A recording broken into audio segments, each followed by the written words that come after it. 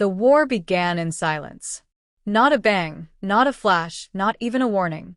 One day, everything humanity knew about gravity, the invisible force binding us to the Earth, the quiet keeper of stars and planets, simply changed. The scientists called it the gravitational anomaly, but to everyone else, it was the beginning of the end. It started subtly. People noticed they felt lighter, not metaphorically, but physically. The world's best athletes suddenly shattered records that had stood for decades. Ordinary people found themselves leaping higher, farther, moving faster. It wasn't long before the change became impossible to ignore. Buildings began to sag under their own weight, as if their foundations were losing their grip on the ground. Rivers and oceans swelled unnaturally, the tides no longer responding to the moon in predictable rhythms. Airplanes struggled to stay on course, and satellites in orbit began to drift. Governments scrambled to make sense of it all. The top physicists and mathematicians were summoned, their laboratories working around the clock. They discovered that gravity wasn't just weakening on Earth, it was fluctuating wildly. Some days, the force felt normal, but on others it could drop to half strength or surge to levels that made even standing upright an exhausting feat, and it wasn't just local. Other planets in the solar system were showing similar irregularities, their orbits shifting unpredictably. Something was happening on a cosmic scale. Then, the first rift appeared. It looked like a shimmering tear in the fabric of reality, hovering in the skies above the Atlantic Ocean. At first, it was the size of a pinprick, but within hours, it expanded to the size of a city block. Through it, glimpses of another world could be seen, a landscape of jagged rocks suspended in midair, glowing with an eerie, blue light. Strange structures, towers and bridges that defied Earth's physics, stood in the distance. And then came the creatures. They emerged cautiously at first, their forms barely recognizable as living things. They looked like living shadows, with fluid, amorphous bodies that constantly shifted and morphed. They had no eyes, no mouths, no discernible features, but they moved with purpose. And they brought with them a force, a pull, that disrupted the already fragile balance of Earth's gravity. The first contact ended in disaster.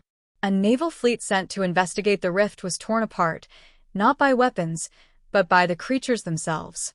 They exuded a field that warped gravity around them, creating zones of crushing pressure or near weightlessness. Ships were ripped apart, their pieces spiraling into the sky or crumpling into the ocean depths. The few survivors described the creatures as beings of living gravity, entities that seemed to feed on the very force that held the universe together. Humanity's response was swift and desperate. The United Nations declared a global state of emergency, and militaries around the world united under a single banner, the Earth Defense Alliance. Scientists worked frantically to develop new technologies to combat the invaders. Traditional weapons were useless against them. Bullets and bombs were deflected or rendered inert by their gravitational fields. Instead, humanity turned to experimental physics. The breakthrough came from Dr. Elena Moreau, a physicist who had been studying the anomaly since its inception. She theorized that the creatures weren't merely invaders, they were the cause of the gravitational fluctuations. Their presence was tearing at the fabric of space-time, creating the rifts and destabilizing the natural order. If humanity could harness gravity itself, they might have a chance to fight back. The result was the Gravitech exosuit, a marvel of engineering that allowed its wearer to manipulate gravitational forces. The suits were equipped with gravitational projectors that could create localized fields of increased or decreased gravity. Soldiers trained to use them became known as the Gravity Corps, humanity's last hope. The first battle took place in New York City, where a second rift had opened above the skyline. The creatures swarmed through, their presence wreaking havoc on the city's infrastructure. Buildings collapsed as their gravitational foundations were torn apart, and the streets became a chaotic battlefield of debris and disarray. The Gravity Corps deployed en masse, their suits glowing with a soft blue light as they activated their projectors. It was like watching gods in battle. Soldiers leaped hundreds of feet into the air, their movements defying all logic. They created zones of hypergravity that crushed the creatures into oblivion and pockets of zero gravity that sent them spiraling helplessly into the atmosphere. The tide began to turn, but the victory came at a cost. The creatures were relentless, and their attacks became more coordinated. They seemed to learn, to adapt, to anticipate humanity's moves. And then, the rift expanded again. A colossal being emerged, dwarfing the skyscrapers below. It was unlike the smaller creatures.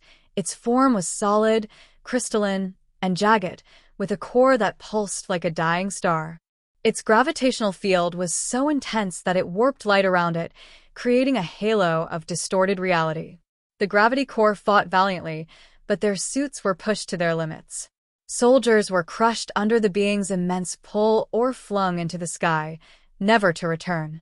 Dr. Morrow realized that this wasn't just an invasion, it was a war of survival. The creatures weren't invading for resources or territory. They were escaping. Their own dimension was collapsing, its gravitational constants unraveling.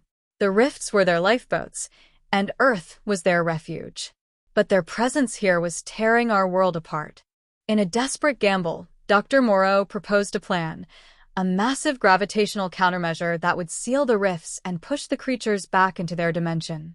It required an immense amount of energy, more than humanity had ever harnessed before. The only solution was to use Earth's core itself as the power source, a move that could stabilize gravity but risk catastrophic consequences if it failed. The operation, codenamed Event Horizon, was launched. A team of the best gravity core soldiers was sent to the largest rift, armed with a prototype device known as the graviton oscillator. Their mission was to place the device at the heart of the rift and activate it, sealing the tear and sending a shockwave through space-time that would close the others. The final battle was a nightmare of shifting gravity and relentless assaults. The team fought their way to the rift's center, their suits barely holding together under the strain. One by one, they fell, until only Captain Adrian Voss remained. With the oscillator in place, he activated the device, knowing it was a one-way trip.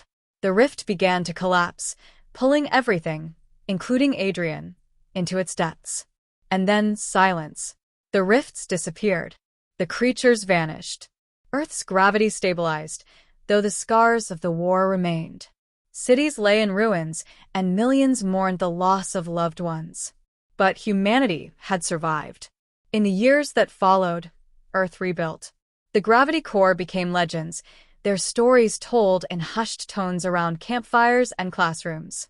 Dr. Morrow's research laid the foundation for a new era of science, one that saw humanity reaching for the stars with a deeper understanding of the universe's most fundamental force. And somewhere, in the void between dimensions, Captain Adrian Voss drifted. A silent guardian, forever watching, forever ensuring that the balance of gravity remained unbroken.